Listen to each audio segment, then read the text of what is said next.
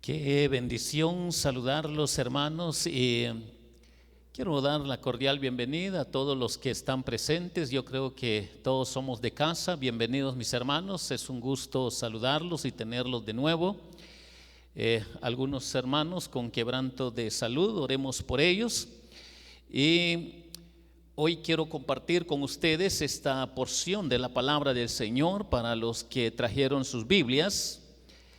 Por favor, vamos a buscar en nuestras Biblias, en el libro de Esdras, por favor, capítulo 1. Vamos a leer estos versículos para poder reflexionar en ellas y aplicarlo para nuestra vida espiritual. Nos dice de esta manera, Esdras capítulo 1, versículo 1 al 11.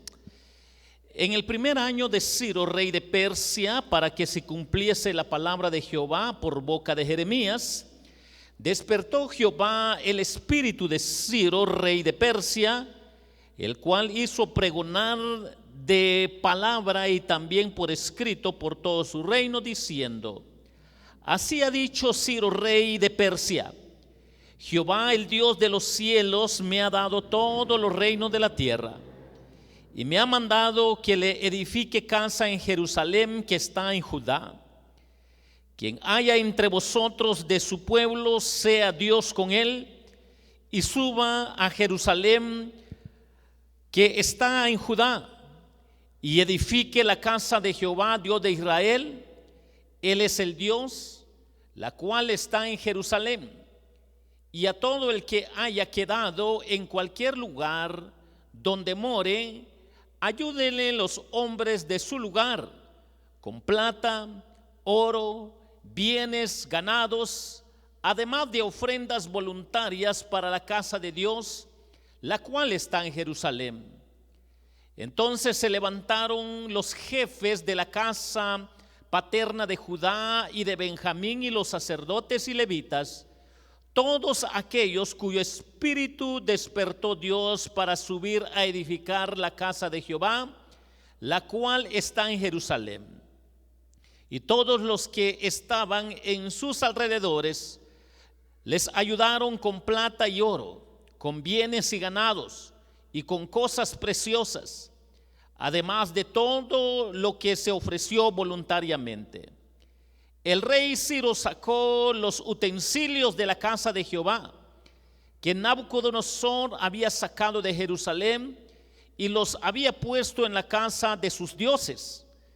Los sacó pues Ciro, rey de Persia, por mano de Mitrádates, tesorero, la cual lo dio por cuenta a Sesbazar, príncipe de Judá, y esta es la cuenta de ellos: 30 tazones de oro, 1000 tazones de plata, 29 cuchillos, 30 tazas de oro, otras 410 tazas de plata y otros 1000 utensilios. Todos los utensilios de oro, de plata, eran 5400. Todos los hizo llevar Sesbazar con los que subieron del cautiverio de Babilonia a Jerusalén. Hermanos, esta porción de la palabra del Señor nos va a ayudar para que hoy aprendamos un poco sobre este tema, las ofrendas del Evangelio.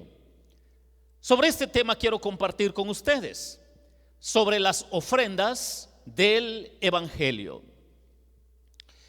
Toda ofrenda, según los principios bíblicos, se dan con el propósito de adorar a Dios. Al hacer una meditación en el fondo de la Biblia, tanto en el Antiguo como en el Nuevo Testamento, nos damos cuenta que toda ofrenda es para adorar a Dios. Ni aún en el culto de los dioses paganos, los simpatizantes, seguidores y fanáticos de cada religión, de acuerdo a sus dioses, van con el propósito de adorarlos. Y cuando vemos que el hombre tiende a dar su ofrenda con el propósito de adorar, la diferencia es que el Dios de nosotros es único. El Dios de ellos es, entre comillas, es con minúscula. Y esto marca la diferencia entre la autenticidad que nos revela la Biblia sobre las ofrendas del Evangelio. Y entonces, ¿qué nos enseña la palabra de Dios para aprender un poco sobre este tema? La palabra de Dios nos dice de esta manera. Quiero que noten cómo lo describe la palabra de Dios. Así ha dicho Ciro, rey de Persa: Jehová, el Dios de los cielos, me ha dado todos los reinos de la tierra y me ha mandado que le edifique casa en Jerusalén, que está en Judá. Si nos detenemos a reflexionar en el fondo de este pasaje de la palabra de Dios, aprendiendo sobre las ofrendas del Evangelio, la primera verdad que podemos encontrar acá, mis hermanos, a fondo, es que son ofrendas de soberanía divina. Notemos eso. Son ofrendas de soberanía divina. Eso quiere decir que esto no procede del hombre, no procede de ninguna religión, no procede de ningún rey terrenal, no procede de alguna organización social. Hermanos, esto procede de la soberanía de Dios. ¿Y cómo funciona esto?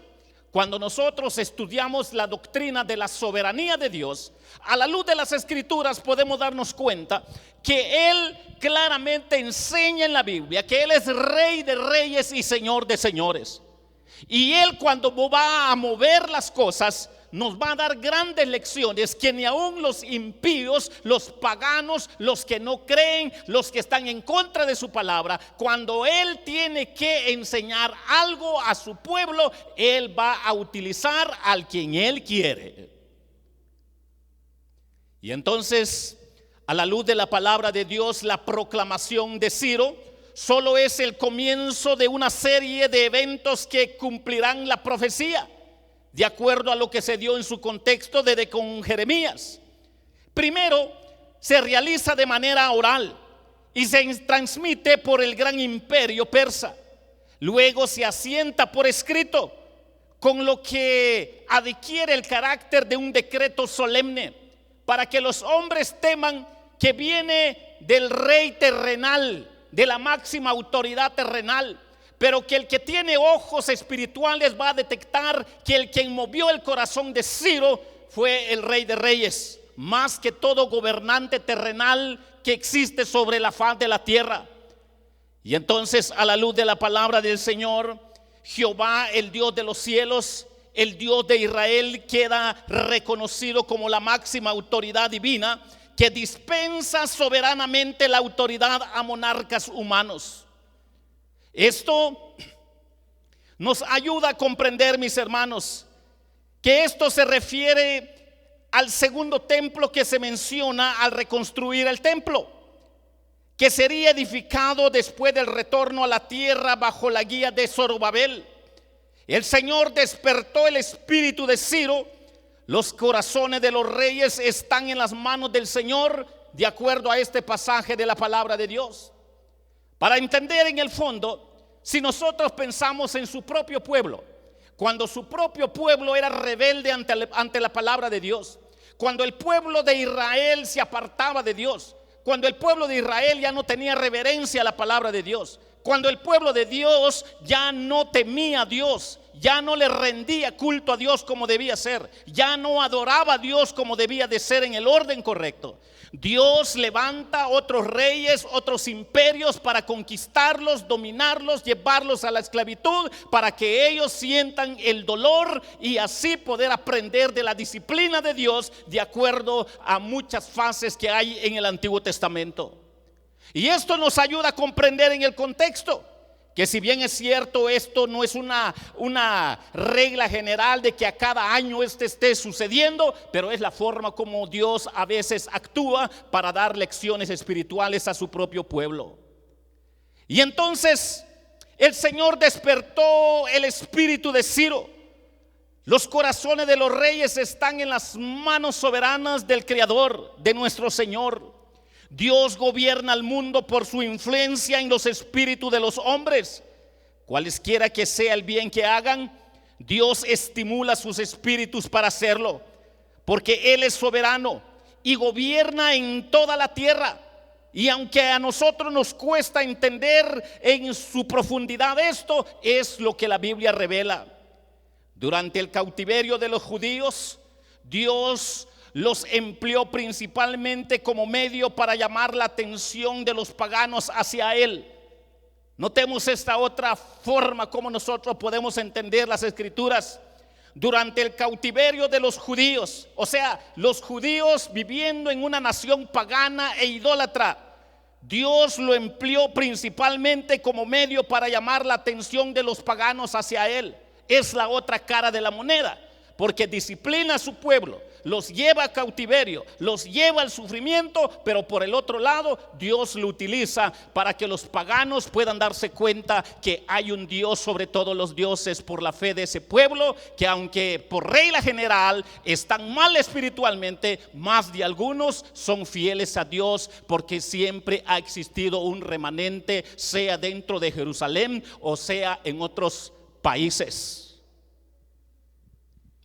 Ciro dio por sentado que entre los judíos capaces habría quienes ofrecieran de su libre voluntad ofrenda para la casa del Dios Altísimo. Él también haría que los abastecieran desde su reino. Los que desean bien para el templo de Jerusalén del Dios Altísimo deben ser los benefactores del templo. Tanto Ciro como los líderes judíos y el pueblo, las ofrendas que donaron para levantar al templo muestra la soberanía de Dios sobre todo el mundo, como Dios obra de manera sobrenatural. Claro que esto no es una regla para la iglesia. Posiblemente a algunos que les cuesta entender, y bueno, pastor, entonces promovamos ofrenda en toda institución a nivel nacional y vamos a hacer proyectos para la iglesia. No, cuidado. Hay que tener cuidado, hermanos, porque esto no es una regla general. Tenemos que tener mucho cuidado, porque la iglesia fue llamado para poder sostener los ministerios que van con el fin de que el evangelio sea proclamado, para que nosotros no toquemos extremo, porque en este caso, como acá está revelado, está en el contexto de cómo fue llevado cautivo su pueblo por ser hombres que dejaron a su Dios en el orden correcto. Dios, a través de la disciplina en la historia, usó este medio para enseñar al mundo y a su pueblo que ni aun con todas estas adversidades Él es soberano, Él es Rey de Reyes. Pero los principios para una iglesia es que la iglesia debe de aprender a ser responsable. Para no malentender esto, porque quizás alguno sea tentado en decir, bueno, entonces de todo se va a valer, pastor. Ahí me nombra a mí porque voy a ir a pedir ofrenda por allá en tal organización, allá en tal religión, allá en otra religión, y yo voy. No, eso no es la idea. Tenemos que tener mucho cuidado. Quiero llevarles a este otro versículo. Estamos aprendiendo sobre las ofrendas del evangelio y hemos aprendido que la primera verdad son ofrendas de soberanía divina. Ahora notemos la otra verdad que nos enfoca la palabra de Dios. Versículo 3. Noten qué dice la Biblia. Quien haya entre vosotros de su pueblo, sea Dios con él, y suba a Jerusalén que está en Judea, y edifique la casa a Jehová Dios de Israel. Él es el Dios, la cual está en Jerusalén.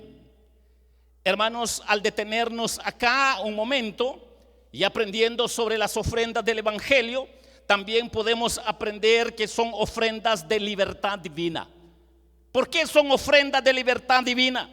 Los cautivos tienen oportunidad ahora para ser libertados con el poder de nuestro Señor, de nuestro Creador.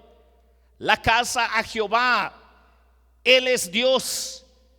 Cuando nosotros vemos esa pequeña parte que dice el versículo, Él es el Dios, solo nos debe de hacer recapacitar de que posiblemente la idea que se estaba dando en Jerusalén es que allá esa nación que fue dispersa, que fue llevado cautivo, que es posible que quedaron algunos judíos los más pobres en esas tierras, pero que también habían otros que habían llegado, pero que no tenían al mismo Dios del pueblo de Israel. Tenían otros dioses fuera de Jehová de los ejércitos. Y la idea que nos está dando aquí, mis hermanos, Él es Dios, la cual está en Jerusalén. La idea es que no hay otro Dios igual que Dios, como el de los judíos, como el que está pidiendo que sea restaurado ese templo. No hay duda de que esta es la visión real de Ciro, pero es posible que también contemple la posibilidad de que haya otros dioses en esos terrenos abandonados, pero que tenían que subir a Jerusalén para reconstruir ese templo y para que el nombre de Dios sea transmitido y sea glorificado y adorado en su santo templo. La frase implica ofrecer adoración, y esto solo nos recuerda, mis hermanos, de acuerdo al Salmo 122:1, para entender en su contexto, cuando dice: quien haya entre vosotros de su pueblo, sea Dios con él, y suba a Jerusalén que está en Judá, y edifique la casa a Jehová, Dios de Israel. Él es el Dios, la cual está en Jerusalén. Lo que implica, nos ayuda a entender lo que está en el Salmo 122 y versículo 1. Y este salmo lo dice de esta manera, muy conocido: yo me alegré con los que me decían, a la casa de Jehová iremos. Desde este contexto está, en el contexto en que Dios tenía que tomar de nuevo la figura del templo para hacerles entender a ellos que venía la presencia de Dios en el futuro de manera literal, encarnado, pero que mientras que no llegara ese tiempo, Dios estaba permitiendo la reconstrucción de ese templo. Solo era una figura para lo futuro, para que ellos pudieran ser educados y aprendieran a adorar a Dios en la forma correcta. Pero en este contexto está el salmo: yo me alegré con los que me decían, a la casa de Jehová iremos. Y esto nos ayuda a entender el enfoque religioso del pueblo de Israel, como habían sido enseñados de acuerdo a las leyes mosaicas. El enfoque del decreto está en la reconstrucción del templo más que en el regreso de los cautivos en sí, porque era el primer paso para que ellos pudieran regresar y reflexionar qué había pasado con ellos, porque su ciudad y su templo habían quedado molidos. Ciro no solo insta a los judíos a que regresen, sino que también ordena a la gente de su reino que les suministre lo que necesitan para el templo y la adoración que se realizaría ahí nuevamente. Mis hermanos, las ofrendas del evangelio son ofrendas de libertad divina. El mismo Dios que despertó el espíritu de Ciro para proclamar la libertad a los judíos, despertó sus espíritus para aceptar el beneficio. Y es porque la libertad en Dios siempre va con enfoque absoluto para que sean auténticamente libres. Los que están atados por el poder del pecado pueden ser libertados ahora por Jesucristo, a quien desee, arrepentido y por la fe, volver a Dios. Solo Jesucristo le abre el camino y le eleva de su esclavitud del pecado a la gloriosa libertad de los hijos de Dios, porque hay una libertad de por medio de acuerdo a los planes soberanos de nuestro Señor. Las ofrendas del evangelio son ofrendas de libertad divina. Cuando nosotros vemos este versículo, nos ayuda a entender entonces cómo el corazón de Dios siempre está en conexión para que su pueblo sea libre a través de la fe. Y por eso el mensaje del evangelio en el Nuevo Testamento siempre apunta hacia el Hijo. Si el Hijo os libertare, seréis verdaderamente libres, porque es solo la fe en Dios. Pero esta figura Dios lo estaba tomando para que el pueblo pudiera educarse y prepararse para la venida del Mesías. Por eso es que las ofrendas del evangelio son ofrendas de libertad divina, porque Dios quiere que los hombres sean libres. Y quiero llevarles a la última sección para entender el contexto de este capítulo. El versículo 5, por favor, noten en qué dice el versículo 5 en sus Biblias. Entonces se levantaron los jefes de las casas paternas de Judá y de Benjamín, y los sacerdotes y levitas, todos aquellos cuyo espíritu despertó Dios para subir a edificar la casa de Jehová, la cual está en Jerusalén. Esta otra porción de la palabra de Dios nos ayuda a entender que las ofrendas del Evangelio también son ofrendas de restauración divina. Esto me ayuda a comprender que los cautivos ahora tienen oportunidad para ser restaurados. Subir a Jerusalén para el pueblo judío implica ofrecer adoración solo a Dios, y esto revela la auténtica restauración divina. Cada uno de nosotros debemos de pensar de que esta cantidad de hombres que fueron llevados cautivos, pues de alguna manera se habían acomodado sin esa responsabilidad de cumplir lo que demandaba la ley en ciertas facetas religiosas, y que de alguna manera se habían acomodado en la forma como vivían cautivos en Babilonia. Pero Dios nos enseña que las ofrendas del Evangelio son ofrendas de restauración divina, llevar de nuevo a su pueblo para que regrese a su primer amor en el orden correcto. Tenemos que entender que una auténtica relación con Dios es a cada segundo de nuestra vida. Pero eso no quiere decir que no tengamos responsabilidad religiosa de venir a reunirnos como hermanos en la fe aquí en este templo. Si hay algo que nos hace venir aquí al templo es porque tenemos responsabilidad de estar en comunión, de proclamar quién es Cristo, de dar testimonio quién es Jesucristo como pueblo. Y cada uno de nosotros debemos recordar lo que les pasó aquí al pueblo de Israel. La respuesta de los cautivos al decreto: los líderes de los cautivos recolectaron dinero y materiales para el templo. Ciro recupera los objetos que se habían sacado del templo en el 586 antes de Cristo y se los entrega de nuevo al pueblo para que los lleven a Jerusalén. Notemos cómo Dios empieza a restaurar el orden de su casa en diferentes formas, en diferentes facetas, tocando a los políticos, tocando el aspecto religioso, para que aprendieran a tener una relación correcta con Dios. Sale a luz la restauración divina para reconstruir el templo usando reyes paganos, pero también empieza la restauración del pueblo de Israel espiritualmente, donde Dios mueve sus corazones para donar con oro y plata para que Dios sea glorificado. Dios es el que toma la iniciativa en el proceso de restauración para enderezar los pensamientos, corazones y actitudes de su pueblo para cumplir su propia promesa dado cientos de años antes a su profeta. Los cautivos cuyo espíritu despertó Dios, al igual que había despertado el espíritu de Ciro, de acuerdo al versículo 1, responden, mis hermanos, al decreto.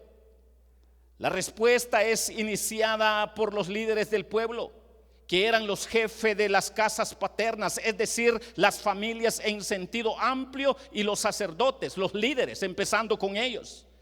No es una iniciativa desordenada, sino una acción de la comunidad cautiva en su totalidad como respuesta a la palabra de Dios. Las tribus de Judá, Benjamín y los levitas eran las que habían constituido el antiguo reino de Judá y por lo tanto habían sido llevados cautivos a Babilonia en el 586 antes de Cristo. Ni en este capítulo ni en otro se menciona que haya ocurrido un regreso generalizado de las otras tribus, porque ya habían sido llevados cautivos primero una parte de las 12 tribus, luego estas otras partes. No menciona la Biblia, pero en algunos casos sí menciona que se da a entender que sí regresaron algunas partes o algunas familias o algunas personas de las demás tribus. El Antiguo Testamento no proporciona más información sobre el destino de las otras tribus perdidas de Israel, pero se nota el proceso de restauración del pueblo de Israel desde que inicia la recolección de ofrendas, la reconstrucción del templo y su regreso a Jerusalén. El Espíritu de Dios despertó el mensaje primordial que en cierta forma estaba oculto, pero que con Esdras y Nehemías la mano soberana de Dios estaba obrando en forma totalmente acorde con su plan en sus tiempos señalados para restaurar a su pueblo. Los 70 años de cautiverio habían llegado a su fin. De modo que Dios despertó no solo el espíritu de Ciro para que promulgara el decreto, sino a su propio pueblo para que subieran y edificaran Jerusalén y el templo. Se nota el proceso de restauración divina de forma integral como obra del Dios Altísimo. La tentación de algunos fue quedarse en Babilonia, pero otros temían no retornar y fueron sus espíritus los que levantó Dios por su espíritu de gracia para alcanzarlos de sus delitos y pecados. Cualquiera sea el bien que hagamos se debe a la gracia de Dios. Nuestro espíritu por naturaleza se inclina hacia esta tierra. Si nuestro espíritu por naturaleza se inclina hacia la tierra, hacia lo malo, hacia lo negativo, tenemos que entender que de acuerdo a la palabra de Dios, que si se inclinan a las cosas temporales, también tenemos que notar que si se mueven hacia lo alto, hacia lo divino, hacia lo puro, en cualquier buen efecto o buena acción es Dios que los levanta en su pura gracia.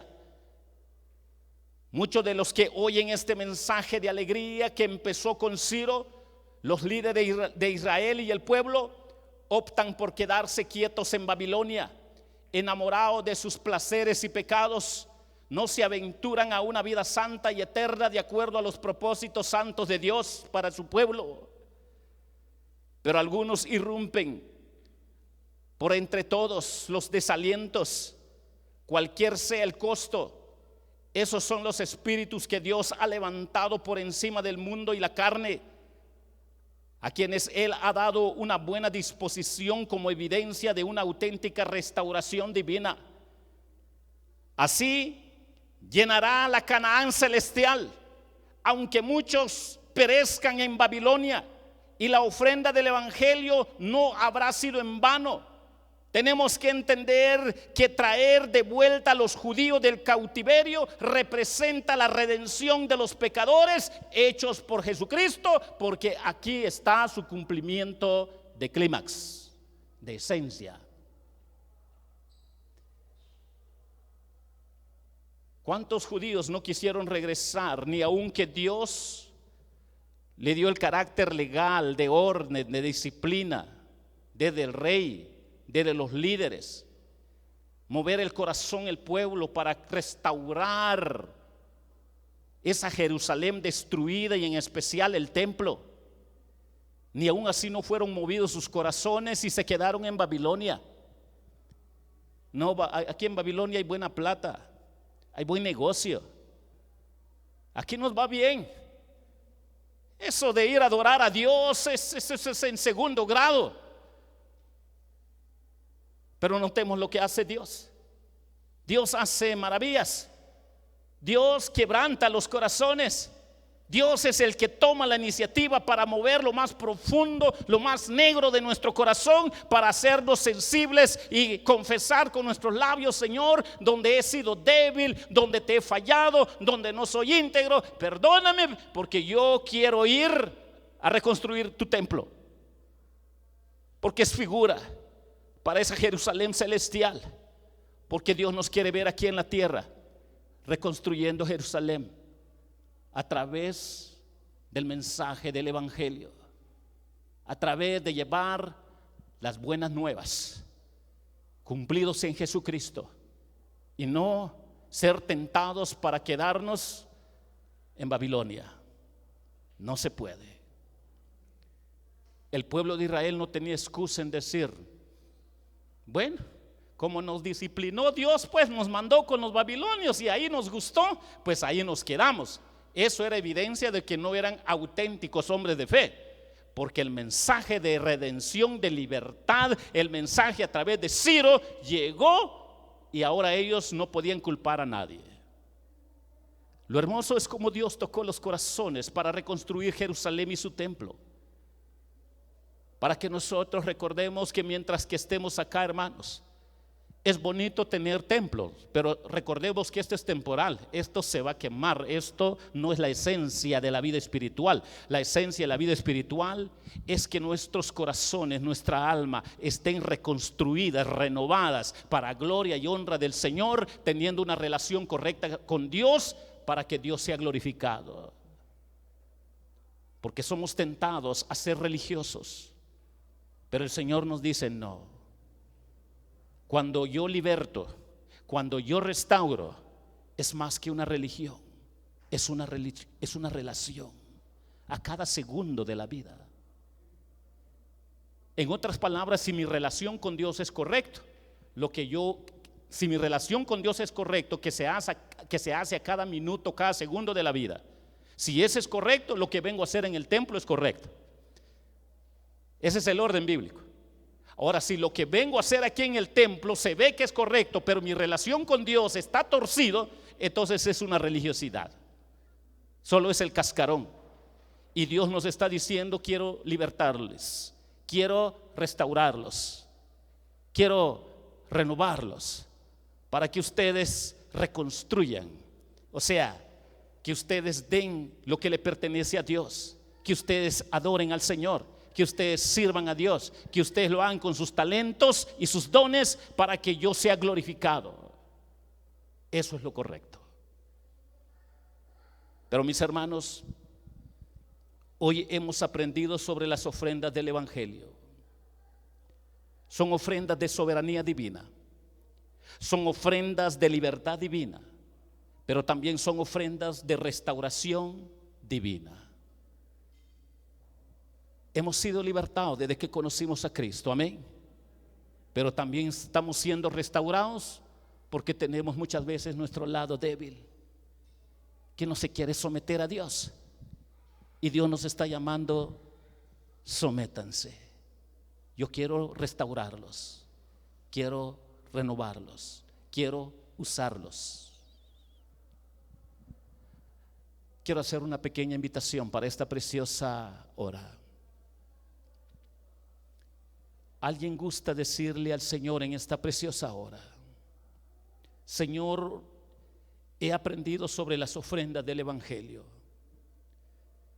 Si es de soberanía divina, de libertad divina, de restauración divina, tú conoces mi corazón más que nadie más. ¿Dónde te fallo? ¿Dónde peco? ¿Dónde te ofendo? Por favor, yo quiero dar mi ofrenda. Y más que en el sentir físico de dar ofrenda, literalmente lo que está diciendo el Señor: pensá cómo está siendo de manera muy especial restaurado tu parte débil, tu parte que no me agrada. Porque la verdadera ofrenda empieza con nuestra alma. ¿Hay alguien que le quiere decir a Jesús: perdóname, Jesús, yo quiero empezar este año para reconstruir el templo, para apoyar, para servir, con título o sin título, con nombre o sin nombre, sea como sea, yo estoy para servirte? ¿Hay alguien? ¿Alguien gusta decirle a Jesús: perdóname, Jesús, yo te quiero servir, quiero reconstruir ese templo? ¿Hay alguien en esta preciosa mañana? Yo quiero orar por usted. Amén. Aquí hay una manita. ¿Alguien más gusta hacerlo? ¿Alguien más quiere construir ese templo? Amén. Aquí hay otra manita más. ¿Quién más le quiere decir a Jesús: Jesús, yo quiero reconstruir ese templo que es solo para tu gloria? ¿Alguien más? ¿Alguna manita más antes de orar? Si no lo hay, quiero suplicarles a que inclinen su rostro y vamos a orar.